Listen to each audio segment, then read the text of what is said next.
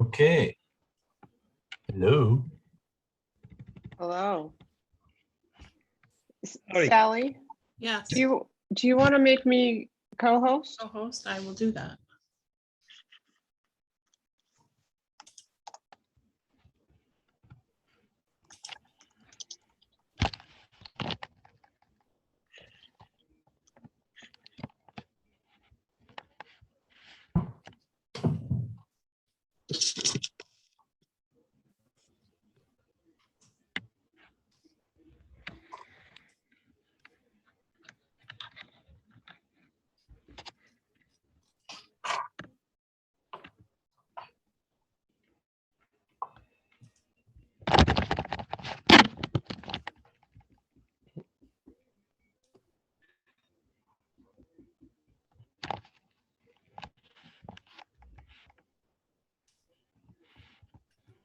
Do you want me to go ahead and start admitting people? Yeah.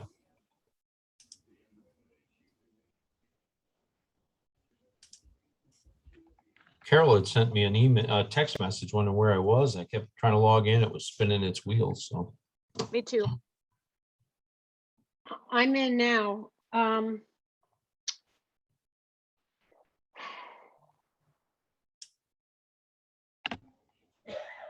Sally, you want to make one of us co-host? Anna's co-host. Okay, great.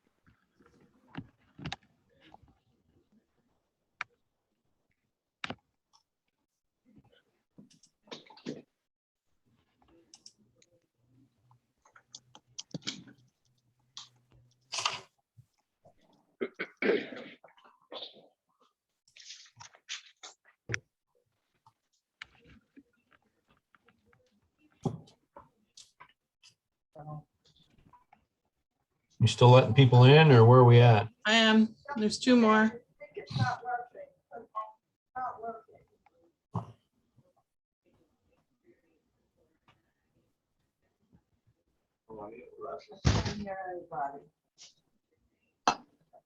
I'm in a Zoom meeting.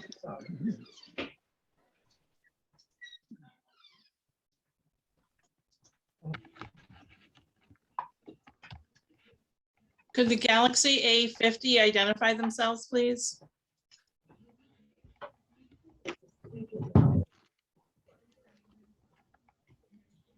I heard it before.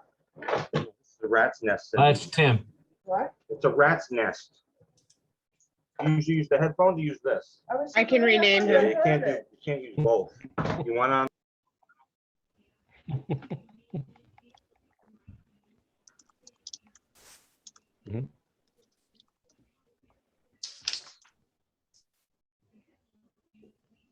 Okay, how we doing, everybody? Got everybody in? Everybody's in. Okay, we ready to get started? We'll call this meeting to order. Unfortunately, we are conducting this by the use of Zoom only, as authorized by Chapter 417 of the laws of 2021, which were made effective September 2nd. With that being said, I have not received any public comment via email or mail. So as we start moving forward here, there's a couple of changes to our normal agenda. We've moved a couple of presentations forward. And we are adding a couple of items at the end.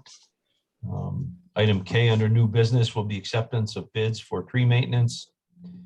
And item L JKL will be pass resolution for tree maintenance and in order so that we can sign documents. I think that's what we did last time. So first order of business is to approve the minutes of August 17th. Can I have a motion? So moved. Anna Second. and Klaus, all in favor? I have a couple Aye. quick comments, Mike, please. Yep. Just a couple quick corrections, Sally. I don't care about most of the things, but in the recreation report, the gift came from Wyckoff, which is WYCKOFF. And in the ED part of the report. The work that we did on housing, and we're going to be getting some help from, is Ellen Pemrick, Pemrick. Thank you. Just wanted those corrected for the record. Yep. So I'm ready then, Mike. All in favor? Did we approve it? Aye. Okay. Aye. Any opposed? Okay. We've added a section, special presentations, and we have talked about single-use plastics last month. And we've asked that, or Carol asked that Kathy Stein give us a few minutes of her time and explain what we're talking about here. I think there's been a little bit of confusion in the public about what this is all about, and maybe you can help us clear it up, Kathleen. Oh, unmuted here. Yeah, thank you for asking me to be here. Yeah, I'm sorry, I mean, I have a little, sort of background about the problems of single-use plastics and whatnot, which I am happy to go through about 4 minutes, or we can just go, if you want to, you have an absolutely packed agenda. So if you would rather just kind of go to questions, I'm fine with that too, whatever. I'm fine if you give us a brief overview. I think that's Okay. important that everybody understands, what specifically was discussed in the Sustainability Committee and what was referred to us. Okay. And then we'll ask some questions as needed. Okay. Yeah, well, I'm assuming that you are familiar with the crisis of plastic pollution, and you've probably seen pictures of plastic pollution in the oceans in particular, where as of 2020, it was estimated that 150 million tons of plastic waste are floating, 80% of it coming from land-based activities. Half of the 300 million tons of plastic that are produced annually goes into single-use plastic products, such as plastic straws and plastic stirrers. Only 9% of household plastic waste is recycled. The rest ostensibly goes to landfills or is incinerated. However, due to poor waste management, and a lot of plastic waste simply blows away in transit or from the landfills themselves and ends up along roadways, rivers, streams, lake shores, etc. Then, of course, there's littering, direct dumping of waste into waterways, etc. You may be surprised, I was surprised, to learn that recycling practices themselves are not as effective as we'd like to think they are. There are many different kinds of plastic, for one thing. You may have noticed the numbers 1 through 7 on the bottom of recyclable items. Only plastics numbered 1 or 2 are profitable, however, to recycle, and even they downcycle, which is to say they don't recycle like glass at the same level. They recycle into a lower quality plastic. A recycling operation can get $1,000 per ton for clean sorted types 1 and 2 of plastic. For all the rest, 3 through 7, it costs money just to haul them away. Combined, the limitations of recycling combined with low cost of natural gas, the result is for many plastics, it is currently cheaper to make so-called virgin plastic from scratch than to try to recycle and reuse them. However, what is cheap at the point of production is not so cheap when one takes into account the environmental impact of the whole life cycle of the material, in this case, from the extraction of the natural gas or oil, since vast majority of plastics are petroleum products, to the end life of the plastic item. As the Sustainability Committee's letter notes, the vast majority of plastics do not biodegrade in the environment. Instead, they photodecay in sunlight into tiny, even microscopic pellets and particles that enter into the food chain. Furthermore, while often toxic in themselves, these pellets have been shown to absorb other toxins from the environment, making them even more dangerous. Plastic straws and stirrers may seem like a small part of the problem of plastic waste, but as the committee's letter notes, we Americans use an estimated 500 million single-use, perforce, plastic straws a day, I misspoke myself last week at the town, because it is a day. And due to their small size and light weight, these are very, very difficult to recycle. The European Union and the United Kingdom have already banned single-use plastic bags, are preparing to ban plastic straws and stirrers as well. New Zealand and Brazil have recently passed single-use plastic bans that include all these items and more. Canada has declared plastic a toxic substance, so it can be regulated under their Environmental Protection Act. Here in the US, federal legislation has been proposed that would limit single-use plastics and require manufacturers to invest in the recycling of their plastic products. The legislation would also incentivize the development of less toxic and more readily recyclable products. This approach is known as Extended Producer Responsibility, or EPR. EPR legislation has been introduced in New York as well. No one, and I gather this was a point of confusion, no one thinks the modern world is going to stop using plastic. The overarching goal of EPR is to help achieve a circular economy based on reuse and recycling of products that minimizes the amount of new plastic being produced and keeps as much existing plastic as possible in the economy and out of the environment. The list of major international companies that have already begun to issue plastic straws only on request or have switched to compostable straws while abandoning plastic stirrers entirely includes McDonald's, Starbucks, American Delta and United Airlines, the Walt Disney Company, the Hilton, Hyatt, and Marriott hotel chains. State laws passed in California, Washington, and recently Maine are bringing more bag, straw, and stirrer laws to the US. Numerous cities have bans as well, including New York City. I shared with the Sustainability Committee and with Attorney Ducharme the plastic straw legislation now before the New York State Assembly and Senate, though enactment of that law, if passed, would be at best 2 years away. I also sent him the town of Southampton law and the Suffolk County law.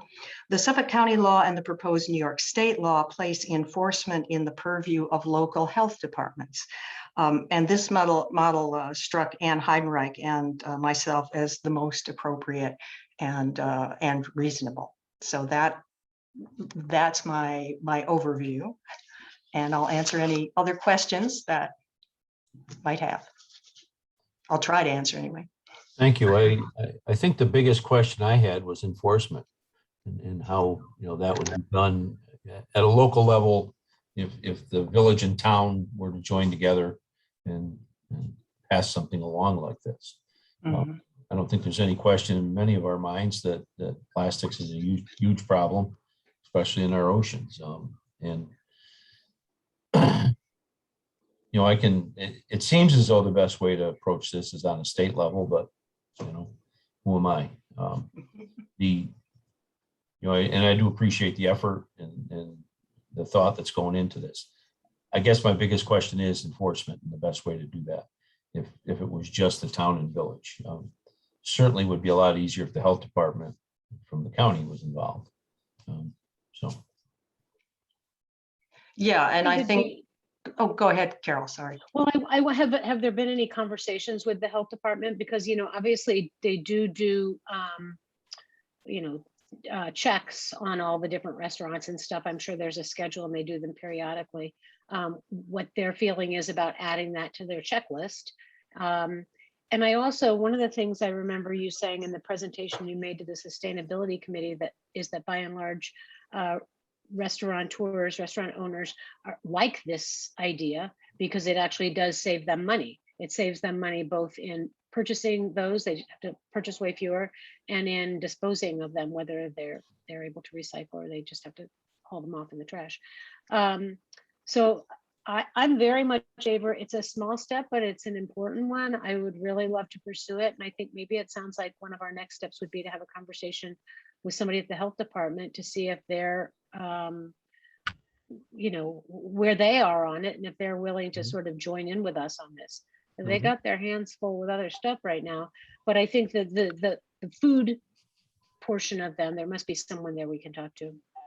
Yeah, and I think that health inspections are definitely different than the other things that are big for them right now. Yeah. A different division. Kathy, are you aware of the health department having been brought into the conversation at all at any level? No, no, and I think that would be the next step, because the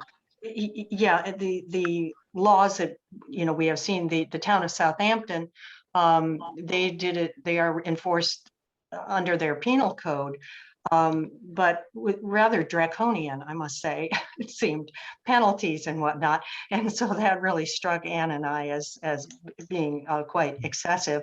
I'm sure that has, however, now been superseded by the county law, and they had a what do you call it, a preemption, I've forgotten the term, written in there. So if there was a higher level law passed, that it would supersede their law. So I presume they're now also under the health department enforcement. But I think that would be the next step. Yeah. So is it the health department, or is it the health department in combination with the county legislation? I It don't seems to know. me that if the town and village I think we need to talk to them. If the town and the village were going to pass this legislation, we would need to coordinate with the health department. I think we need to get these answers. Kathy and Ann, I wonder if it would make sense. I'd be happy to set up something with the health department, find out who, and see if either, I don't know whether Ann and I for the sustainability, or if anybody else on the board is interested in being part of that conversation, or if Kathy, if we want to set up a meeting and just share what you have and see what they think. Sure, I'm game. Okay. I'll join that. I think I'd be interested in. the town also has an interest in being part of this.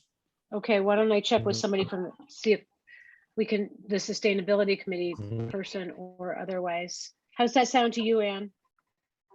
Sounds good. I know that Dave Nelson is very interested in this, and Perfect. yeah. Mhm. I think I Okay. might know the answer to this, but is anybody else in the county considering this? Well, yes, Potsdam. That's it. Okay. Yeah, they are waiting to hear. I made a presentation to the town board, and they are waiting to hear from their climate smart community, their sustainability committee right now. But Ann Carville is very, very, interested in it. I haven't talked to at the village level, but she probably has. Well, maybe we could even talk to them and get a group of us together to talk about this. The Okay.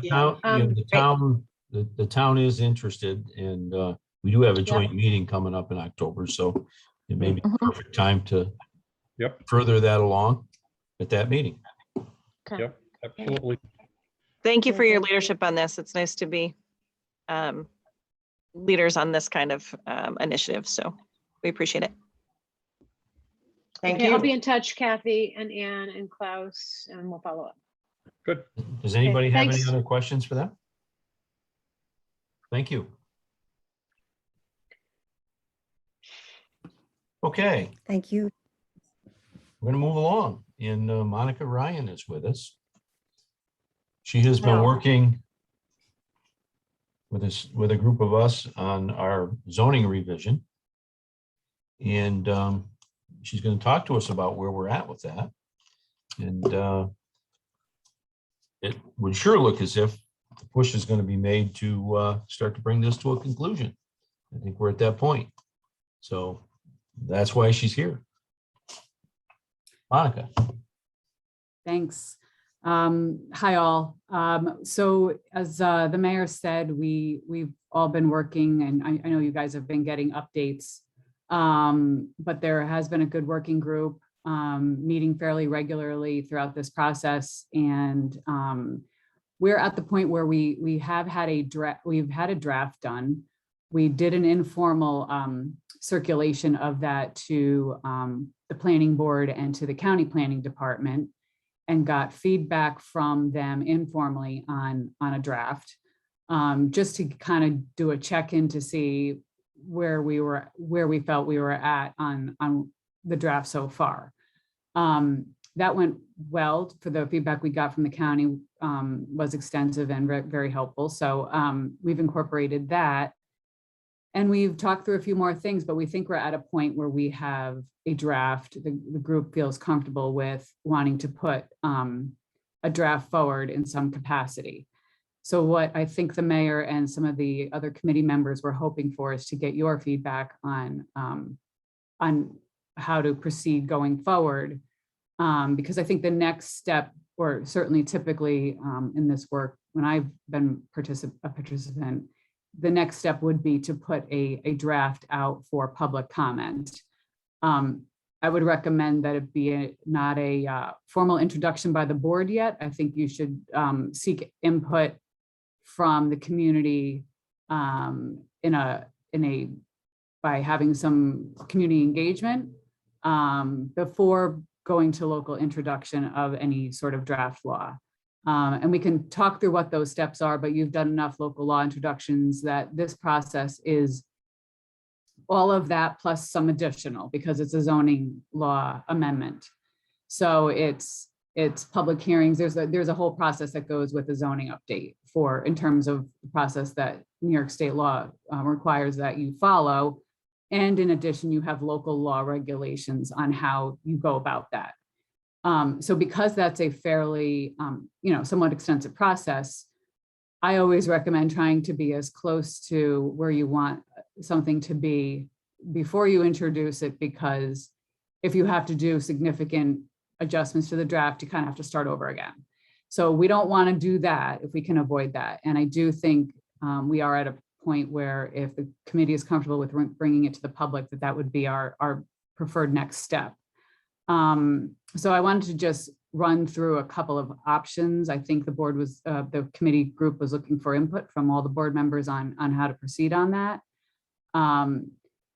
Typically in non-COVID times, you would probably just automatically do a public informational, community meeting in person. And that's a conventional way to sort of quote unquote roll out a zoning update.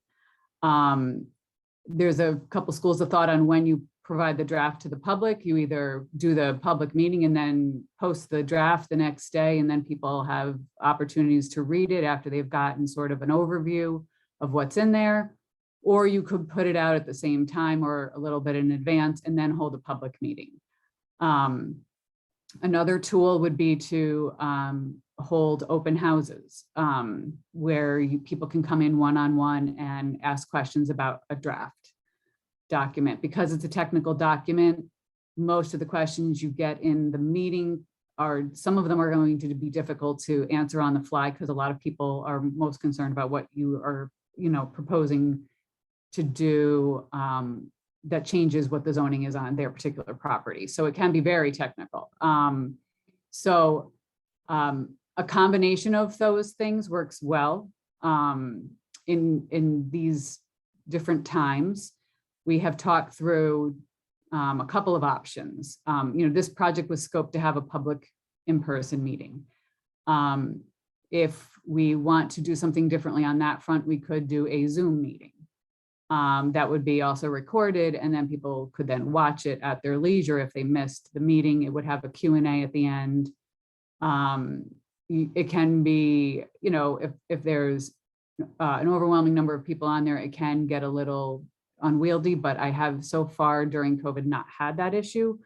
So we could do that. And then if there was comfort in doing the open house piece, which would be a lot fewer people in the room, typically people just come in at their leisure. You do a window in the afternoon and then a window at night. That would be after the public meeting, after the draft is available, and people could come in with their specific questions or concerns. And sort of, clear up anything people don't understand. And we would also take input and write all of that down so that we can report back to the group as a whole for, what people had to say. That might be something you're still comfortable with or not. Every community is in a different COVID place right now, but that is something that if you wanted to do that, I'm comfortable with. I'm vaccinated and perfectly comfortable with coming up and participating in that. if you still want to do a public meeting, I've done them in a mask. It's a little awkward, but that could be done as well. But we could do that virtually. So those were a couple of things that we had talked about. Though, and in the middle of that, you would probably post the document so that it's online and have a paper copy in the municipal building so that people could come and review it. And that would sort of kick off a community engagement process. And then I think, you know, depending upon how you wanted to proceed with that, then after that, you would, we would regroup, see where we are on this draft, see if we've missed the mark on some things, if there's some things we need to revisit, and work through that. And then that would, after that, you would start the more formal process if you were comfortable, if everybody was comfortable with the draft. And I can run through what that process is if folks want to get a overview of, you know, how that works. I can do that. Do that first. We can circle back how you might want to do the public engagement, or just so I'd that say you. let's go with that now, Monica. Why don't you Okay. just keep taking us through all the steps? I think Okay. All right. So then the first step, you know, the first thing is a typical of any local law. You would do a local law introduction at a board meeting. With that, on the same evening, you would introduce it, and then by state law, you have to send that. You would refer that to the county planning department. You could do that at that meeting. They, of course, have already seen a draft, so hopefully we've incorporated a lot of their thoughts, but they do have 30 days to review. So you could refer it to them that first meeting. You would also, by your local law, you do refer all zoning amendments to the planning board. They currently do have copies of a draft. It's been updated somewhat since then, but they do have in their hands a draft. So hopefully it won't be completely new to them either. At that point, they also have 30 days to review. There's a nuance in your code that says if the planning board doesn't provide comment, it's assumed they're not recommending the draft. It doesn't mean from the perspective of the board that you have to do anything with that, but no action is perceived to be a negative, not a positive. So I guess we would cross that bridge if the board chose not to respond. Barry is actually on our committee and has been provided a lot of input. So I'm feeling somewhat comfortable that won't be an issue, but that is how that would work. On the county planning side, they have 30 days to respond. If they don't, you can proceed. So it's kind of the opposite. It's assumed that they're okay with it, but the county, I'm sure, will respond. They seem very, very good about that. So those would be your two referrals. You could do that night. You could also set a public hearing, and I'll come back to that, but there is a required public hearing, obviously. And then the fourth item you could do to kick this off would be to start seeker. The State Environmental Quality Review Act is a requirement for this project. This is an automatic type 1 action under seeker. The state designates zoning amendments that are more than 2 acres to be a type 1 action. So this will be treated as a type 1 action. I do anticipate that you're not going to feel like, God help us, we better not have positive, environmental impacts, because that would be bad. So I do anticipate that this is a negative declarations seeker, and that and we would follow through with the full environmental assessment form, which is required for a type 1 action.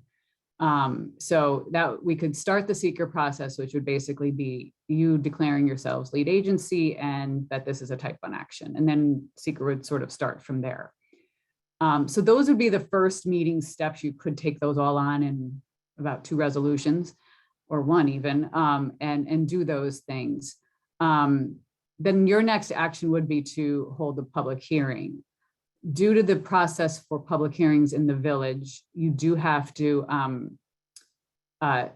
notice them in 3 consecutive newspapers for any zoning amendment. So you would be setting, in all likelihood, a public hearing for 3 to 4 weeks out from whenever you set it.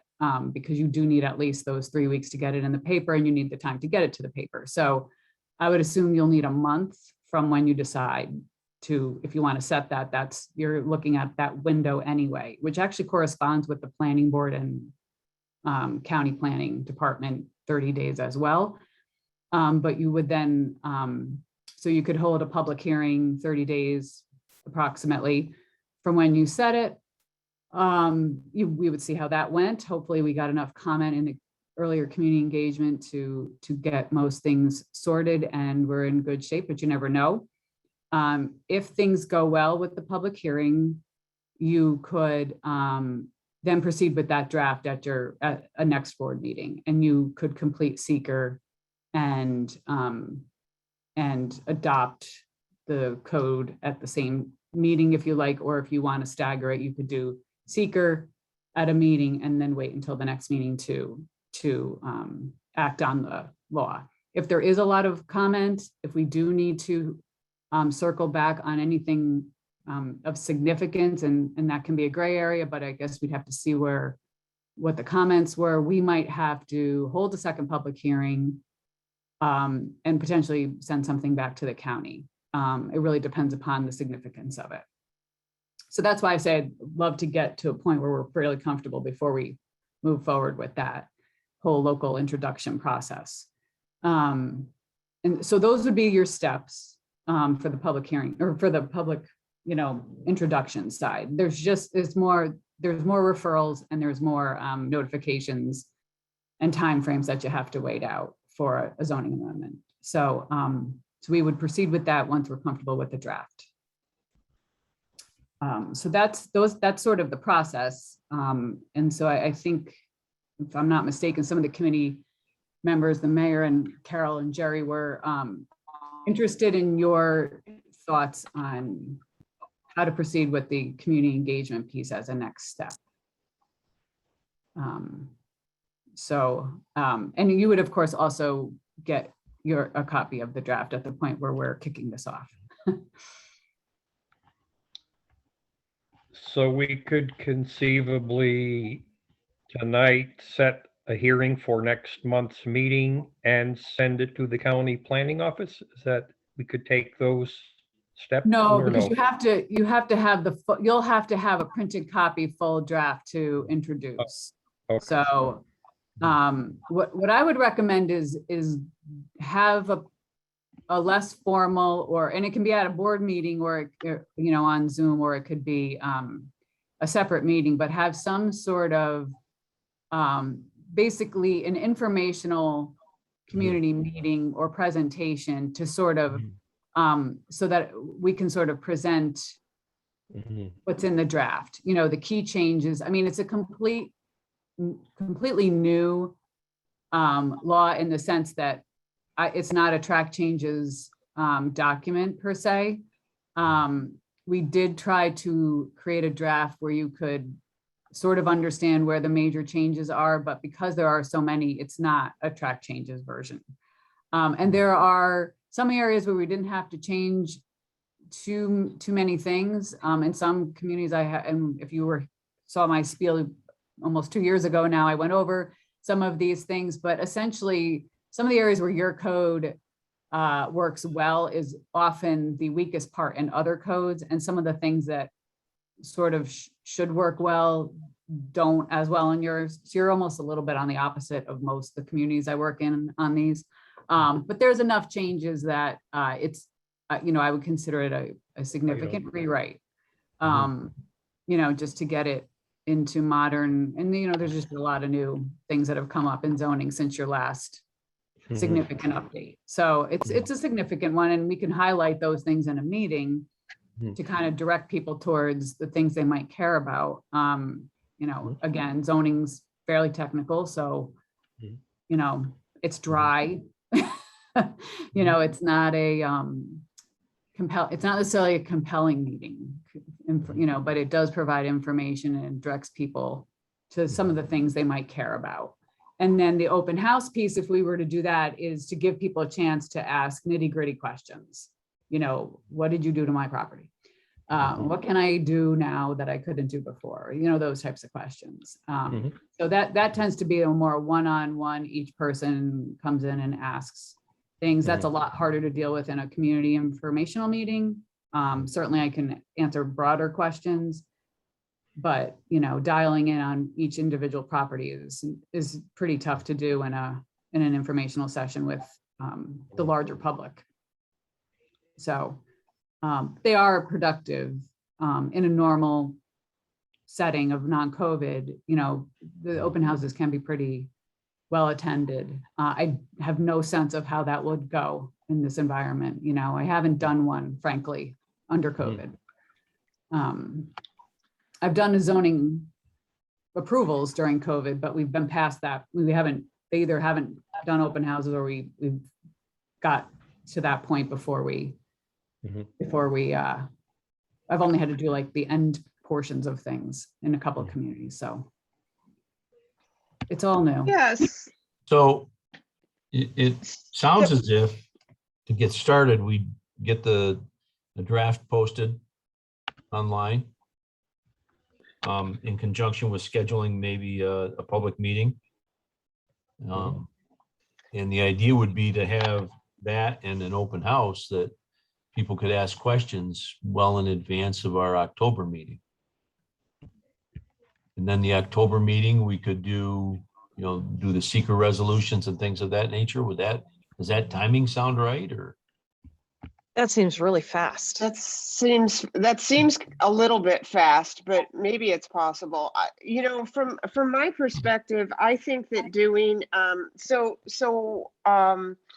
having participated in some public engagement events around the brownfield opportunity, the downtown revitalization, folks do seem to be attending Zoom public education, public information meetings.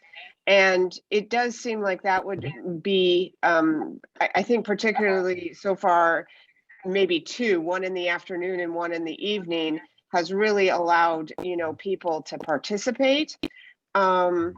So I think, given COVID, that seems like a good way to go, to do some, introductory public education. I don't know your question, your point about posting the draft. It seems like maybe posting the draft after that so that people have a little bit of information, from an explanatory perspective before they start reading could be helpful. And then I love the idea of the open house after, because that is more COVID safe while also allowing for that individual interaction and question asking. I guess what I'm wondering, I have two thoughts. What I'm wondering is, will doing something like that give the committee adequate feedback in advance of sort of the formal introduction? Because that's part of the purpose. Like, part of it is to educate and answer people's questions, but it's also, if I'm reading this correctly, it's about, okay, where are the sticking points going to be for people so that you can address those prior to a formal public hearing so that you don't have to go back through the steps. Am I on the right track there? That's exactly right. So, basically, we're trying to ferret out anything that we might have gotten wrong or didn't address, period. There's always something you can't anticipate. I've had very few things of these go where, things were perfect the first, before any public engagement. So yes, that's the idea. Go ahead, Beth. I'm sorry. It gives us a chance to adjust and tweak, right? Right. Yeah. Yes. So I'm wondering, oh, go ahead. I was just going to say, so that's where timing wise of how long that tweaking process, or it's hard to know until you step into it, how long, how much engagement there is, how much input you receive. Are there things that will take a little more time because, until we kind of step into it, it's a little hard to know where those might be. So that, you know, that's timing wise for the October meeting, it might be doable. We just, until we step off into it, we won't know. So I think from my perspective, the more public engagement we can do sooner, the better. So yeah, I would go for a couple of Zooms, you know, events and some open house. An open house, I think you suggested a couple of session times. That So seems like I- a good plan to me. Right, I could do an afternoon and then an evening of the same day, just because I'm coming from Troy, Sure, so, but I would do, and then, you know, and that would probably give hopefully most people that needed to, you know, wanted to reach out, would give them an opportunity to get to one session or the other. You guys would just let me know what you think those windows of time should be based on knowing your community. But that would be, yes, that works for me, and I can do a afternoon Zoom and a repeat performance on that as well, you know, if you think that 2 time slots for that would be helpful. So my question, I guess, is on if we only offer Zoom for the information sessions, how do we help educate or answer questions or get feedback from people who don't have access or to the technology? So we could, well, if the meeting's recorded, they could watch it at, you know, at some other time, as long as it's posted. So they wouldn't necessarily have to participate in the Zoom. So at least they could watch it later if they wanted to. We could record it and then provide it on, you know, on the village website. That's one Sure. option. In terms of, It's know, the accessibility thing. right. So if you know, the in-person thing, that's kind of why we were talking about the open house in lieu of a, you know, otherwise you could do an email so people can email and get questions answered that way, leave a window of time when you could leave an email open. Question, you know, we would want to put an end date on that, or people will just kind of dribble in, you know, for, you know, on and on. But if you wanted to do that, you could do that. You know, other than those, I mean, I even guess, when you have an informational meeting, you know, those are only as good as the turnout of those as well. So, you know, in person, in a traditional setting. So, sure. you know. Sure. And I'm just asking the question because we do have some, you know, accessibility issues, but if the open house, you know, could be open for people who don't necessarily have what is this, you know, going to do to my property, but tell me a little bit about it. Is that an option? It is. The only thing I will say, you know, if there's nobody else there and we have lots of time, but, you know, to sort of run through, I mean, there's the key highlights. I mean, we could, I didn't scope for this, but, you know, the other thing would be to do you know, paper summary. No, I just thought if we do, Yeah. perhaps if we have an open house and depending on the space, we could potentially have a room where a recorded session is actually playing.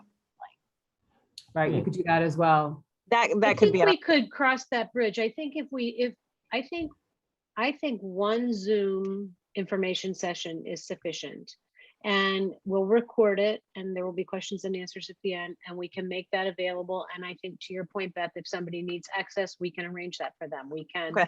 you know, get it on the website. We can invite them to come sit in the boardroom and watch. Actually, yeah, could they watch it? You do have the option for if a limited number of people needed to watch it. Yeah. I just want to, you know, just advocate for people who might not be able to, you know, get online. So I think that's a good option, Carol. And if we do just one Zoom, I would vote for it to be in the evening so that people who work. Oh, yeah. Yep. Yeah, absolutely. That's when it should be. Yes. Okay, thank you. And then we Monica. had good success, I can say, Monica, with the what Anna was talking about, the BOA and the DRI things. We did like a 2:30 and a 5:30 and that seemed to work well. open Mhm. houses? Mhm. Okay, Mhm. sure. Yeah, I mean, So I whatever think time we slots don't, work for you. I think if we've got the general pulse of the board on how they want to move forward, that we'll do a Zoom public meeting, one that we'll record. Monica will come up. It seems to me if we can get set up downstairs in the courtroom so that there's plenty of space for people and plenty of moving around, we can do that on a Mhm. non-Wednesday. Mhm. Then we can, I think we can pull all the things together to do that quite quickly. And then, but I don't know whether we can do that all in time for October. That's the question. Well, what do you have, Monica, in terms of dates that you can do this? So I have actually thinking through, so for the Zoom, so knowing that that's virtual, I could do probably so you guys you'll want to do some outreach to make sure people are aware of it. So you Right. yourselves a little lead time on that. And we can talk, I can talk to offline about how to, if there's something you need from me on that for outreach, but I think the earliest, and this is probably pushing it, would be September 29th. I think it should probably be the next week because I don't think it gives you enough time. But that is a possibility for me if you chose to do that. October 4th would work for me. And that's the best day of the week for me of that week, but I could also do either the 5th or the 5th or potentially the 7th if that was, I could rearrange something. I do have something that night, but I could probably rearrange that. So we're talking the 4th that we would do a Zoom to introduce. Right, that was the thought. And then after that, we could post the document. So then I'd give people a little time to be able to access it if they'd like to before having the open house, not do them back to back. People need an opportunity to look at the documents. And when would you want to do the open house then? So, I could do the 13th. Wednesday's not good. If we Oh, want to okay. try to do it in the courtroom, which does seem to make the most sense to me, it's big. Now, if you're saying, Monica, that you usually don't get a lot of people, the boardroom might work. But if you had, I've had some very well attended and some, it really depends upon how much traction the thing gets typically. I've had communities smaller than you have a fairly steady stream of folks. And the other thing I would say is I'm hoping somebody from the committee would be able to also attend these because it probably shouldn't just be me in a vacuum hearing what folks have to say. So I don't know if that's something we need to coordinate with somebody from the committee, but it would be good to have a presence at the open houses of at least one. I think we'll be able to make ourselves available. Okay. yeah. So So right. besides So the 13th that week, what would work for you? Let's see. Monday's Columbus Day, and I cannot do that anyway. I cannot do the 12th. Oh, that was the only day I could do that week. I can't What about rearrange. the end of the week before is probably not really enough time, is it? Between the 4th and the problem is people Yeah, won't have right. the draft very long. Right. I could do the 18th. I mean, if we're at that point, if we, I don't know how realistic the 20th is for introduction anyway. So Yeah, I mean, anyway. Mhm. but I So could why do don't we the, say 10/18? okay. And then if it Is that a works Monday? out, if it works out that, we haven't received that much comment and you want to move forward with introduction, we could try to get that turned around. I guess I'd have to talk to Jerry about the logistics of that. I'm not sure how long, if there's a window of time it has to. Is there any sort of, do the board members have to have it by a certain number of days, even for introduction? It has to be with the board at least, depending on how we give it to them. I usually do 10 days before the final passage. It doesn't have to be 10 Oh, days okay. before the So- public hearing. So Okay, the final version, at gotcha. least 10 days before passage. Okay, So that means that maybe, if there weren't a lot, we could introduce it on the 20th. right, maybe. possible. Mhm. Can we just do a special meeting? Mhm. That might make sense. We could. Or-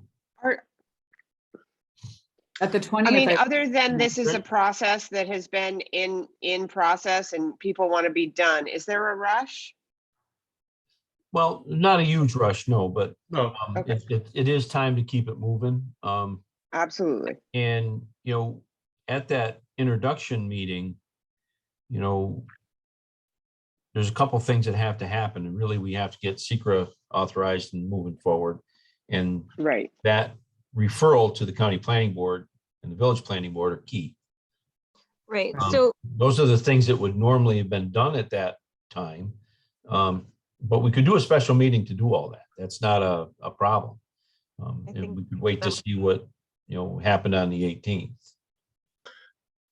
Monica, were you thinking also about establishing a timeline for people who, for whatever reason, did not question you at the open house or in the Zoom meeting to submit written questions or comments? Yeah, we probably would need to set that. Could that not be the 18th as well? I mean, Yeah, I they guess have we had would want to since try the to do 4th. the 18th, right, in case we did want to try to do something for the 20th. Right. I mean, Jerry, can that work? That if you have had the thing on, if you've done the public outreach on the 4th, you're giving people 2 weeks. And you Right. can say either come to the one-on-one at 2:30 or 5:30, and if you can't, get your written questions in by that day or before. Yeah, Mhm. yeah, I think that's fair. The crunch, I suppose, would be depending on what kind of comments there are, whether Monica feels that she has time to incorporate everything in before it's formally introduced 2 days Well, later. to be honest, if there are, I think the committee would have to review some of it. There's probably, I mean, so this is, I don't know how real, if it just turns out that we don't hear a whole lot, there might not be anything to go over, but my sense is there's probably going to be some things to go over. I wouldn't plan on not having to go over anything, so. right, Yeah. I just want to reiterate, I don't think that we need to push really hard for the 20th. I think that if it takes a few more days or a couple weeks, I mean, I guess I don't feel compelled to have it done in October versus November. Yep. So that's my 2 cents. And I'm willing to do a special meeting in between the meetings if that's what y'all want to do. That might make sense. Just a lot of time and effort and energy has been put into it. And I don't want it to feel like it's rushed at the end is all. Yeah, I guess I'm not feeling as much rushed as we've got big stuff coming up, and it would be nice to have this Yeah. done and in place. Certainly. Yep. So, Your meeting in November is on November 15th. So, if you had a special meeting to have a public hearing on November 15th, it'd have to be pretty close to the 20th meeting anyway, to do the 3 weeks advance notice. So, Mhm. I think you follow this time. My recommendation is you follow this timeline and then see where we are on the 20th. And if you need more time, Mhm. and then get everything finalized on the 15th, and then you have your public hearing and vote at the December meeting, that could work as well. Mhm. I do, and the mayor and Carol did notice, I have a planning board meeting to pivot to at 7:30. So I am going to have to get off in a couple of minutes. I just wanted to let you know that I do have to. yeah, switch and we to need that. to keep going too. We appreciate your So time. I will, so we're planning for the 4th for the Zoom and the 18th for the open houses, and I'll be working with folks up there to get that set up, and we'll figure out what you need for any sort of public flyery type thing, whatever you want to do for that. I'll be talking to everybody. Okay. Full steam ahead. Okay, thanks, Thank you. Monica. All right. Thank you, thanks all. Monica. Thank- You've got a nice long agenda, so Oh, yeah. I'll leave you to it. Okay, have a good night all. Thank you. Okay. Moving along. We will go with our department head reports. Let's see, on the top of my list is the treasurer's report. Sally?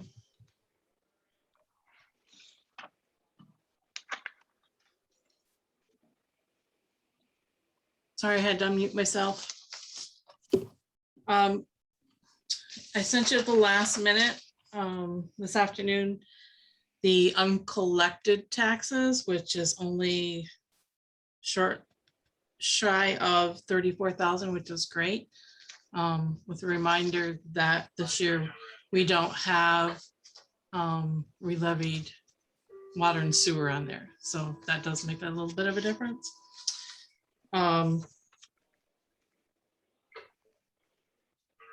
Busy working on water and sewer bills for quarterly.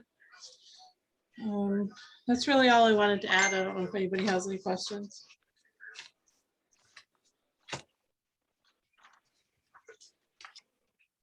No, my question was about the taxes, so you cleared it up. Okay, thank you.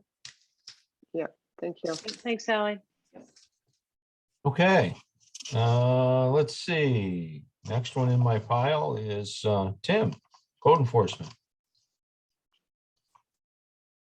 Anything you'd like to add to this? Anything that's going on since your report came out? Well, 11 new permits, total revenue collected, $1,496. Issued 2 certificate of occupancies, one for McDonald's with stipulations because of they slipped a shed in without notice that was not part of the site plan review, and they are submitted a permit application for that, which I denied, and now it's going to the ZBA for a variance, going to the ZBA for appeal for a variance. Issued a certificate of occupancy for United Cerebral Palsy Association for a carport that was issued during Jeff Murray's tenure. I have a couple of complaints, grass and yeah, mostly it was grass, and then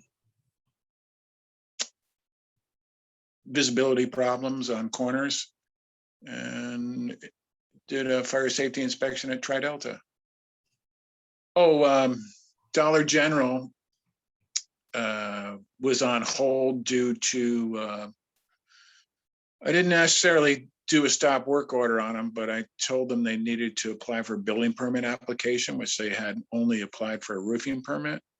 And they wanted to do some demolition in there that I was uncomfortable with due to some stair step cracks in the interior walls. And I asked them to bring in an engineer on that, which they did, thankfully. And the engineer actually complimented me on that call, and he is going to take some necessary steps to address those walls, but they have not yet reapplied for building permit application, and they wanted to do some demolition in there in between that application, which I told them I did not. If they're going to do demolition, they have to be very specific about what they're demolishing, and I wanted them to apply for a demolition permit, which they have not applied for yet. And finally, we got some good news, got some good feedback from the Rock and Mineral Show for our efforts, my efforts and Megan's efforts in making this show as safe as it could be. And it was like the first year they ever were asked to get a permit to operate their show. And at first they were really unhappy, but at the end they were very satisfied with how much effort that Megan and I put into making the show safe and enjoyable for all. So that is my report. Does anybody have any questions? No, thanks, Tim. Let's see, next is the chief. Chief Sanamon. Good evening, everyone. I don't have anything to add if, unless someone has any questions about my report. Questions, anyone? Okay, moving right Chief. along. Our assessor, Cindy. Hi, good evening. I picked up the sales the other day from the county, and boy, it was a stack of sales. I only was there 2 weeks ago, and there was a stack of sales. Still coming in over and above what the assessments are for the town and the village. And I did want to add to my report that on the school tax bills, there was a box on there that said exemption purpose, and last year that said star credit check. And the people that were receiving the star credit check it was noted on their tax bill, and this year it was not noted. So it was in the box that describes the property assessment that an estimated star check has been or will be mailed to you. So don't get nervous. The checks are coming. I spoke to the state. They have a lot of checks to issue. They have to go.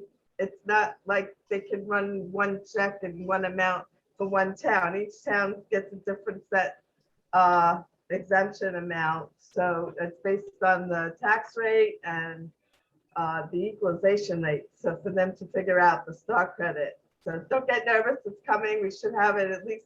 We have to be here by September 30th. That was it. Anybody have any questions? No. Thought Anna had her hand up. Okay. Okay, thank you, Cindy. Thanks, Cindy. Yeah. Carol, you have something? No, I said thank you. Oh, okay. Okay. Welcome. Okay, Lee, Economic Development. Hi, I don't have much to add to my report. I think there's a couple of things that are later on in the agenda, like the DRI update and tree stuff. But the only thing that was not in my report is that we are putting together a housing task force.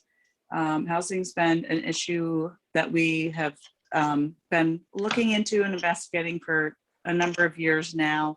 And now that we have the report that was done as part of the Brownfield Opportunity Area study, we are putting together a task force to create a housing strategic plan.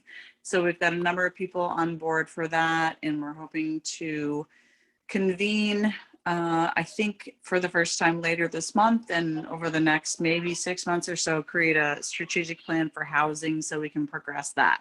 That's the only real addition to my report that I have. Okay, thank you. Questions, anybody? I would just like to say 3 cheers for getting the DRI application in today, and it just means we get back to a bunch of other stuff.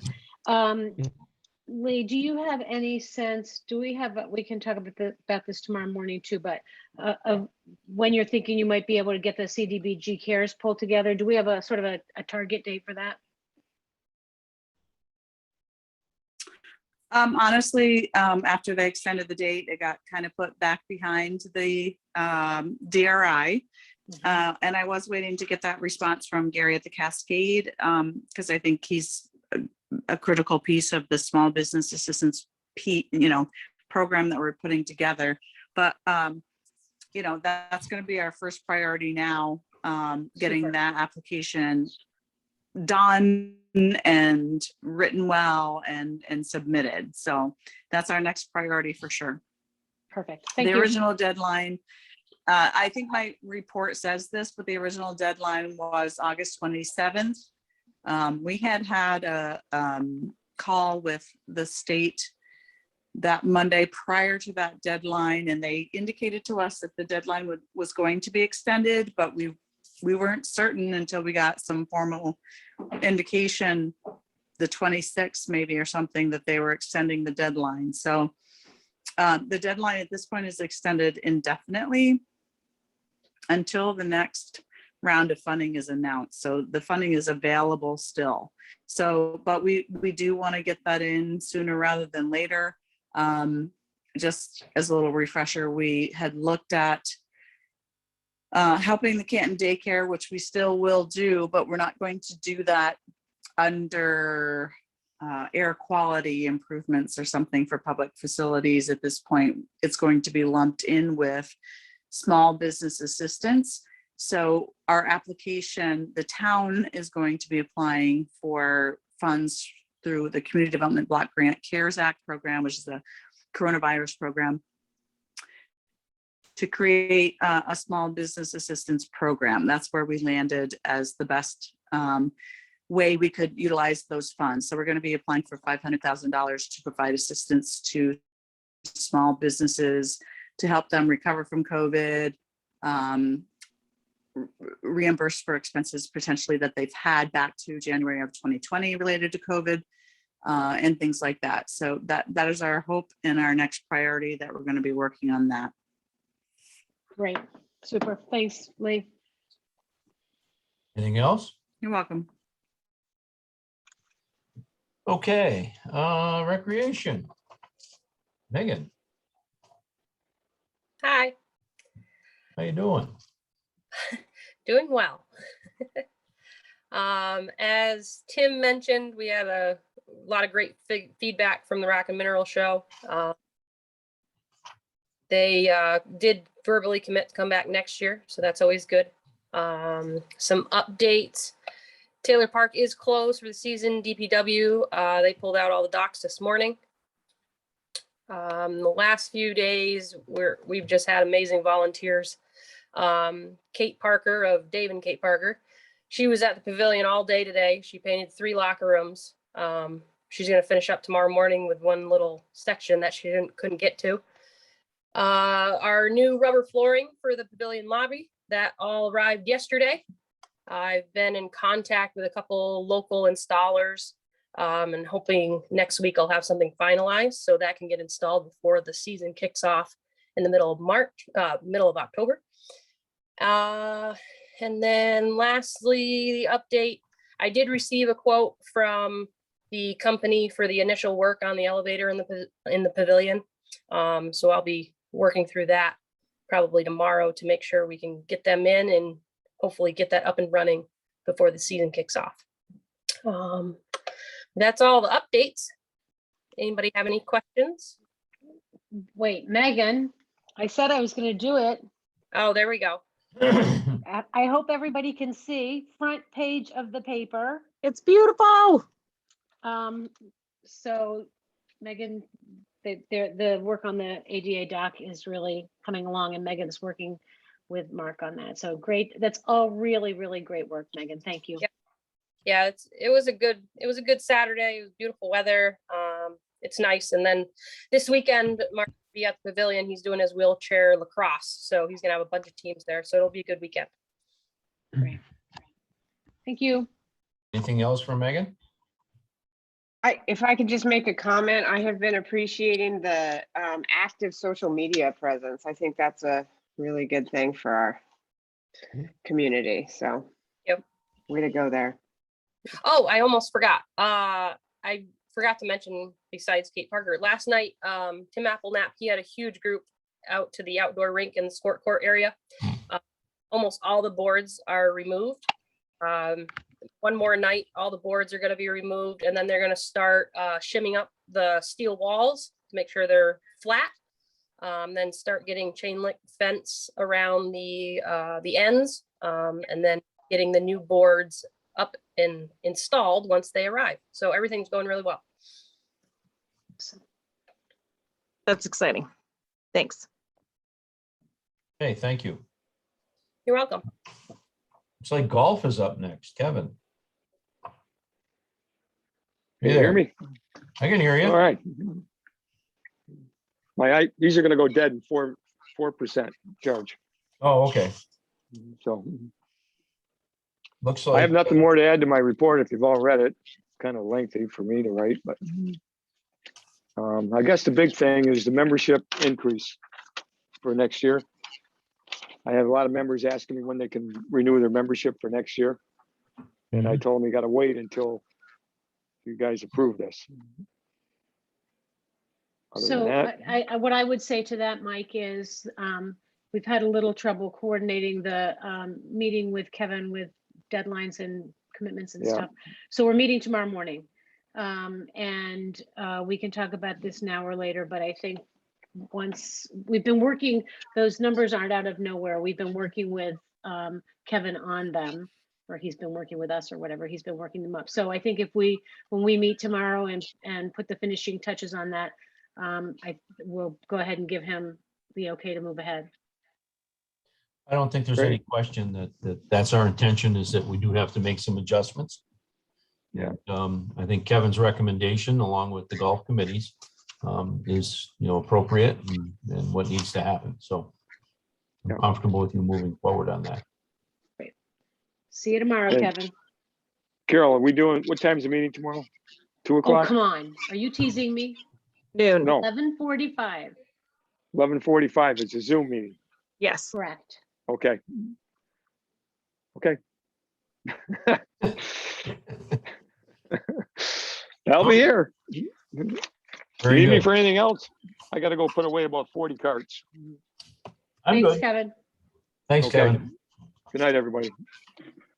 Okay, historian. Hi, Linda. Hello, everybody. Does anyone have questions for me about my report? I have one question, Linda. I was curious, you mentioned the software update that you need and maybe going to the Canton Community Fund. How much does that cost? Because when I got the new computer, ABS came in and switched everything over except Past Perfect. And then they took the computer, so we lost version 4. So we're going back to the beginning, and there's a good price on for the next 90 days, 20% off. So I need to go back to the beginning, $745. Okay, thank you. Okay, now I have some things to say today because I usually don't want to take up a lot of time. But the Pomeroy marker has gone up, and I have to thank Marty Miller and David Dewar, then Calvin has been thanked, and Stephen Smith. They did an excellent job of organizing that. It went up so smoothly. And now I have to send the picture of all of us in front of that to Pomeroy. These markers are free for us, $1,140 each, and I can apply for 5 every year. So I've been to the towns, and Pyries is going up next. I sent the LOI, letter of intent, Monday night. And Pyries is going up this year. Then I have to do Morley, Rensselaer Falls, the park with all the churches, and county home and the county fairgrounds. So those are the ones in my future. And next go around, I will be applying for 2 because we could do 5 a year and they pay for them. So the only problem I have with the Pomeroy markers is there are no pictures attached with it. So I can get to the next item in the kiosk. I have in years painted all the display, Marty, want to talk? All the display cases have been painted black that I've done over the years because everything shows up so nicely. And in the kiosk, which is a great opportunity to post everything, I want to paint that black. And I needed permission from the I have a form I have to fill out, which is new to me, but I want to paint the black inside black. So all the notices and everything show up. Plus I want to put in the town hall and the fire of the town hall to refer to the marker on what that building looked like. And I would also help putting events and schedules on the kiosk also. So I looked at it today and I'd like to put the 2 pictures that refer to the marker and then any event or poster that you need up there, and I would take care of that. Plus, I saw there was a light. David Reagan put a light up in the top, and that could be on at night to show what's going on, because 2/3 of the paperwork that's in there is outdated. So that needs to be kept updated, and I would take that on. If you let me paint the inside black, because it has to show everything up. Look as you come in the building, I painted all those black, and it shows everything up. And the inside of the kiosk is a pale beige. So I'm willing to do that, but I had to write a request to the building committees. So I'll write it, but I'll need permission to paint it black. And plus, Dwayne Curtis was out there and he says, this needs to be varnished. It's dying and it's a beautiful case. And another thing, there are 4 pockets in front of that kiosk. And I was listening to the woman, what was her name, about the codes that's going to be looked at. There are 4 pockets in that. And for all my senior citizens, mine or our senior citizens that I work for, they do not have technology. And then in the publication that we put in the paper, the instructions about getting informed about the changes in the code would go in there. So that kiosk can be used, it can be lighted at night, and I want to paint it. Now, the other thing, and then we met with Ruth Doyle last Wednesday. The historian, the St. Lawrence County historian, Nancy LaFavor, Lance Rudiga, Brian Thompson, and I are on the committee. We are going through with trying to apply for a national register of that corner building, all of them, from the courthouse down to the sheriff's house. And Randy Crawford from Crawford and Stearns, who did Pickens Hall, he is a preservation architect. He came in and went through the building, sheriff's house. And he did that 4 years ago when we did the outside. He said this building cannot go down, and what he's doing right now, he went through it. He's drawing up what he visions the sheriff's house looking at and getting the national register. He said the building cannot go down, and he's doing pro gratis.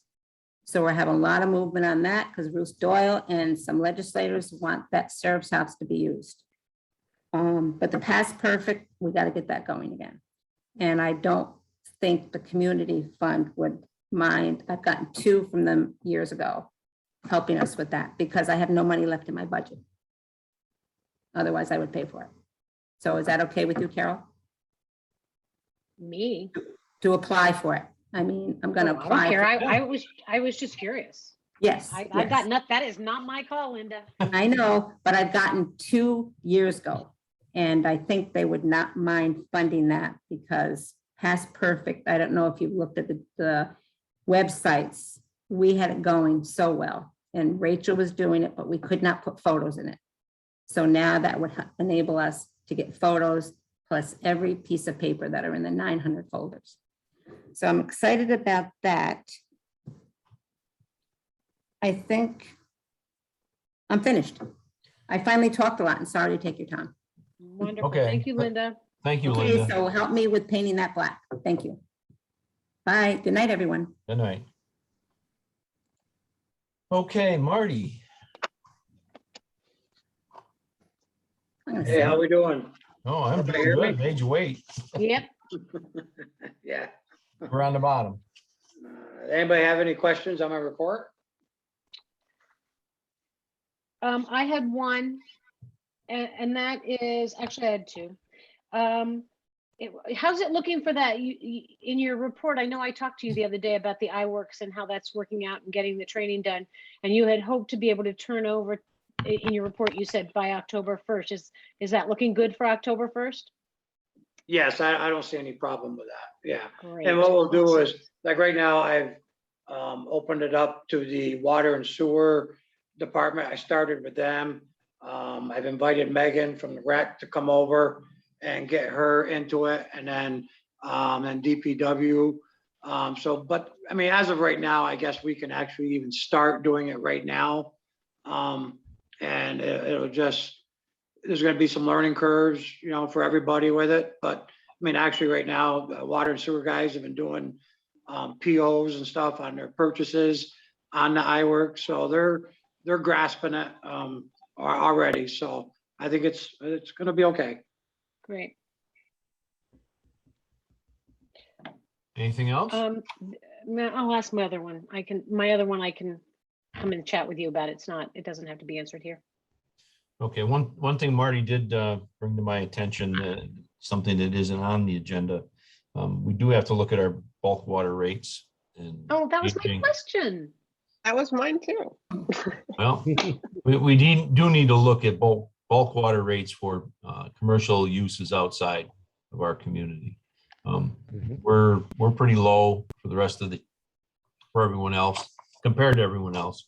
Yeah, so I got prices from 3 other communities. And there's basically 2 rates. There's one for village rates, and then there's one for basically contractors and people that are hauling the water outside the village, which is substantially, it's basically what other communities are doing is doubling the price, which makes sense. You know, what we charge across the board, it's just, we're losing out on a lot of revenue there that hopefully we can change. Jerry, does that take a formal resolution to change those rates? I think the law says that we can do it by resolution. I'd have to go back to check the statute, but I think we changed that so we don't have to do it by local law every time. Okay, so let's look at that and put it on the agenda for next month. Great. I think it's appropriate. Now I don't have to come visit you, Marty. And there was one other thing that I didn't put in the report that I wanted to talk about. And I think I've already talked about it, but I'm gonna bring it up again, and that's we had the water tower inspections done, and obviously the budget was already completed. You know, once I got the results, we have a substantial amount of repairs that need to be addressed to both water towers. And when I say there's some that are basically in violation, we need to really sit down and right now you're looking at a 6-figure income to get these up to code. So this is, you know, we got to sit down and figure out what we're gonna do, where we're gonna get the funding, and you know, it's some time to make some decisions on that. Okay, Mike, back to your question, the water rates, the statute, the local code says water rates can be amended by resolution following public hearing. Oh. So we'd have to keep that scheduling requirement in mind. Well, how about a public hearing for next month at 6/25? On the 20th? Yep. Sounds good. That's easy enough. Okay, did I miss anyone? Can I ask one more question of Marty? Well, I haven't asked any, but I didn't have to. So can I ask one more? Is that all right? Yeah. Mike? Marty, I wanted to circle back. This is not in your report this time, but it was a conversation that we were having the last meeting about the Tolman Road. Or I don't know if that's what it's called, but the road up there. Tolman And Ave. you need it. Yeah, thank you. Is that still something you were pursuing? Yeah, so I'm supposed to be having a meeting with one of the representatives from over there that own the current property. And I don't know where they're at yet. I think on my end of it, I can have everything ready to submit. But I think there's gonna be plenty of hoops to jump through for Jerry, which I don't know if he'll be able to get that done in time for me. But I've been in contact with New York State DOT, and they told me that, you know, even if we didn't get everything in till like after the first of the year, we could still incorporate that into to have on inventory for New York State CHIPS funding. So Good. Jerry, can Great. you get with me about this, Yes, I will. please? So we can discuss, moving forward. Yep. You know the players. Right. Anything else, Anna? No, that was it. Thank you. Okay. Okay, I don't think I've missed anybody. So with that all being said, I need a motion to accept department head reports as reported. So moved. Second. All in favor? Aye. Aye. Committee reports. Any committees to report outside of what's on the agenda? Yeah, I'll go real quick. As part of the safety committee, in regard to the executive order 203 work on police reform, one of the recommendations was to create an advisory committee, and we have advertised for people to go to the website and fill out interest forms. We have a handful, and we're really excited about them. But we are also looking to grow the group. So we are going to extend that deadline to September 30th with the hopes of having a meeting by mid-October. So I just wanted to, give you that quick update. Did I miss anything, Anna? Okay. Any other I committees just to have report? one small thing. My two things were that we're meeting with, Golf is meeting with Kevin tomorrow. The other thing is just to let the board know, some questions, Megan had some questions that were raised at the town board meeting after she listened to their budget, their supervisor's report or whatever, about the recreation budget. And it became clear that some of the town representatives weren't as clear on the recreation budget, which we all know is a little complicated and confusing. So Sally is going to meet with Megan and Beth and me and the two town rec committee representatives to just review, get everybody on the same page, which is actually really good timing because the town's working on their budget. So that will help us hopefully start them to be thinking about how this process goes as we've outlined it in the shared services agreement. So that's that. That's all I have. Okay. Anyone else? Okay. We will move on. Communications and information. I don't have anything to share. However, what I would like to do, where did she go? Katrina Hebb. Katrina's there. She may have stepped away. Hi, yeah, hold on one second. Let me just start my video. I had you later on the agenda, but since you joined us now, I just Great. wanted you to talk to us a little bit about what you wanted to bring to our attention. Great, thanks. Just Katrina, let me just clarify for the other people. Katrina's here to talk to us about the issue of handicap access in the municipal building. Yep. Hi all. So I was looking through names and I definitely recognize some people. You may know me from a former life as one of the co-owners of the Blackbird Cafe back a handful of years ago. Since then, I have moved away. I went to seminary in Rochester and recently returned back to the area about a year and a half ago. I'm currently the minister at the Potsdam Presbyterian Church. And in the years since I've been here, I have learned that I have a rare connective tissue disorder. And slowly I have been losing ability to use my body and living in chronic pain most of the time. Right now I am in a wheelchair. And the other day I had the misfortune of having to go to the municipal building to get a new handicap placard for my car, the thing that you stick in the over the rear view mirror. And I say it was an unfortunate event because the municipal building in Canton, well, I'll be honest with you, it gets pretty much a big fat F in terms of accessibility, which, you know, it's been 31 years since the ADA was passed. And I have no interest or desire to bring a lawsuit or anything like that. That's not why I'm here.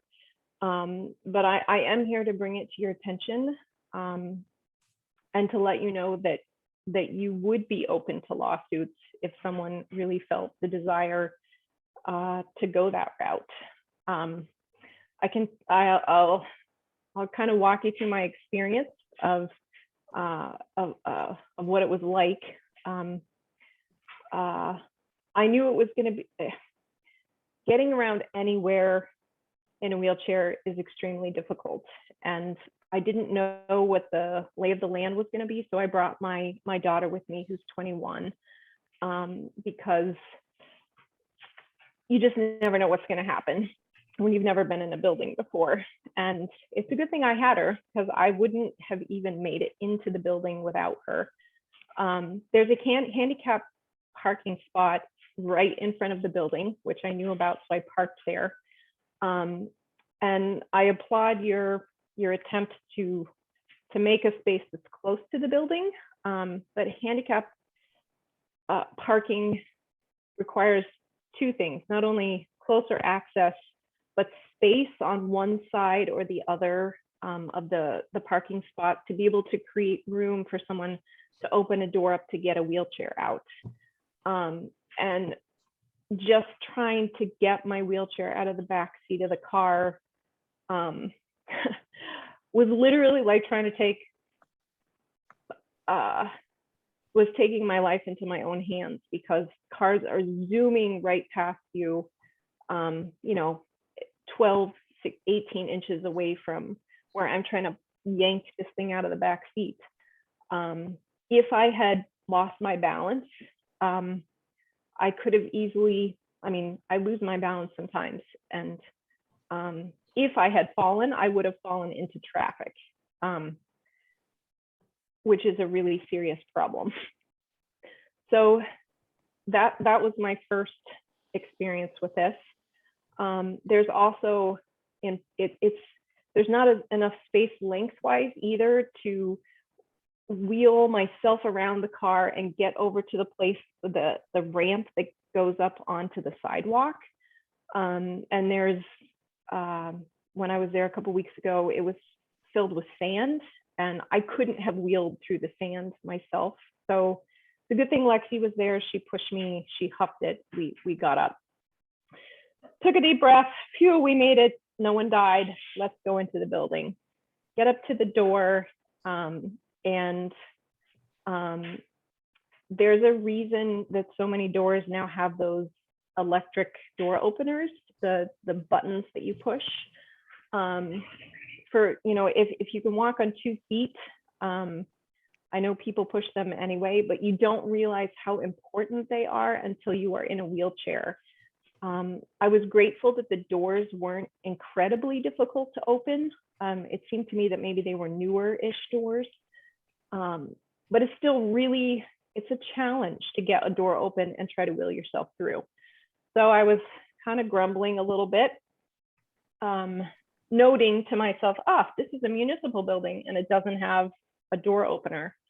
But I made it through the door, and some nice guy that was walking out opened the second door for me, which was helpful. But I got in, I didn't know where to go. So I just went to the right, which was, I think it was the town office. Yeah, the town office is right on the right. So I wheeled in there to ask where to go to get a handicap placard. And the counters are literally over my head. So I felt like I was about 3 years old trying to talk to someone to ask where in the world I go. You know, it's like talking like this. And thankfully, I don't know the woman's name, but she, you know, she saw what was happening, and so she walked out to come talk to me. You know, by now I'm a little flustered because this is getting harder, right? And And just so you know, this kind of thing happens all the time. But it's not supposed to happen in a government building. So she says to me, oh, okay, you're here for a handicap placard. You're gonna need to go up to the police department. And she pointed up there, and then she realized, oh, you can't get up there because there's no lift. So she said, let me go talk to someone and see if someone will come down to discuss with you what you need. So rather than take all the extra time that was going to take, I just handed her my forms. I said, they're going to need these. Let me give you my license. Just, they know what to do. So she took the things up, and Lexi and I sat and waited down on the main floor. In the meantime, I happened to notice that you have a lift that goes up the stairwell up to the second floor. And I got thinking about it, and I realized, you know, that's great that you have a lift, and I applaud the efforts. However, for someone who is in a wheelchair, it's completely ineffective, because if I had transferred from my chair into the chair lift that went up to the top, then what would I do? Someone would have to haul my wheelchair bumpity bumpity bumpity bump all the way up the stairs. If I was in a power chair, there's no way I could get my chair up there. So I'm stuck literally at the top of the stairs. And so then what, right? So I'm sitting there waiting, feeling pretty embarrassed about this whole thing. And finally, one of the police officers came down with my handicap placard and said, you know, I'm going to need your old placard because, you know, these are hot on the black market. And, you know, if you sold it to someone, I'm going to need it back. And at this point, I'm ready to pull my hair out, because the thought of having to go through that whole process to get out to the car, to get the damn placard and bring it back in, if I hadn't had Lexi with me, I probably would have broken down in tears, because this is the stress of all of this. But thankfully my daughter was there, so she went out to get it. And then, you know, we turned it in and we said thanks, and we got out of there as fast as we could. And then had to get the wheelchair back in the car again. And it was an incredibly stressful experience, a little bit humiliating, and really maddening, to be honest with you. And I don't necessarily know, I know that you work on a shoestring budget. You know, I've been a business owner. I know what that's like. I highly doubt you have the money to install an elevator, for instance. But if there is any way that you could make some small changes, even if it was just putting the electronic buttons to open the doors just to be able to get in the building, would make a difference. Or Carol Pinchon had mentioned to me that you're buying the parking lot, the McDonald's parking lot. If you could change the handicap parking spot to on the side of the building and make enough space for someone to be able to get their wheelchair out. Those two things would make a big difference. Because if you can at least get into the building, then hopefully there will be people that can help you do the things that you need to do. Unless, you know, you physically need to be present at a board meeting, for instance, and we're not in the middle of COVID. You know, if we weren't in COVID and there were board meetings, I wouldn't even be able to run to be on the board, because I physically couldn't get into the room to be part of the meetings. So I wanted to present that to you. I also, before I turn it back over to you, Mr. Dalton, Carol Pinchon had mentioned to me that you were hoping to apply for New York State revitalization money to hopefully knock this building down and build a much bigger, nicer, hopefully handicap accessible building. And I would be delighted to write something up explaining about the current issues with the existing building. Maybe help you get some signatures from other handicap folks that have these same issues. You know, it's come up with folks in the area who have said, oh yeah, I have this problem too. You know, you're not the only one that struggles and feels frustrated with your experiences in the municipal building. So I'm not looking to chide you or threaten you. I want to be able to help make this a better situation for folks to be able to have access to their government in our town and our village.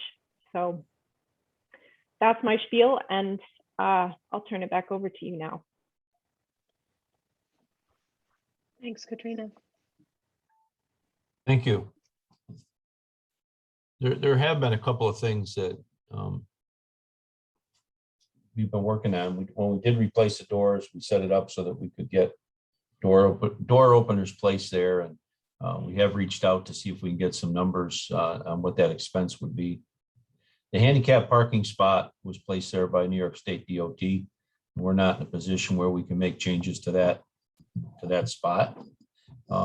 However, as we move forward with the purchase of McDonald's, it has always been my intention that we needed a couple more handicap spots in that area. I had asked our superintendent to look at what it would take. I'm concerned about that corner where it's likely that we would put them because of how it collects sand and salt, and of course the the tilt in that area. So I've asked him to look at that and give me some suggestions. As far as getting into the boardroom, or not into the boardroom, but into the courtroom, there is another way to access where we do our board meetings now. And there's a side entrance with a full wheelchair lift so that you could get to the basement where we're doing into the courtroom where we're doing our meetings. The lift that went up around the stairs, that was really the only other option that was available, and that was funded through the courts. The courts were able to find the funding for something like that. So absolutely, the best way to solve a lot of the handicap accessibility problems we have in this building is a new building. It's certainly been an issue that we know exists, and trying to solve it becomes a problem, whether it's just having lower countertops or any other number of things. So I certainly hope that if anybody comes into our building that needs help, that they get the help they need, so they don't have to go up the stairs. And I think our clerks, both the town and the village clerks, have done a really good job of paying attention to what's coming and going. So there's a few things in the works. Hopefully they'll make a difference for you next time you come. Mike, I just have a question. Katrina, thank you. We appreciate hearing your story so that we can address some things that we may or may not have been aware of. So my question to you is, I'm really concerned about the safety of that handicap parking spot. And if it's DOT, can we communicate with them? Can we petition that it's made safer? Or if when we are able to put our own in, that it be eliminated? Because I'm concerned about the traffic and the safety.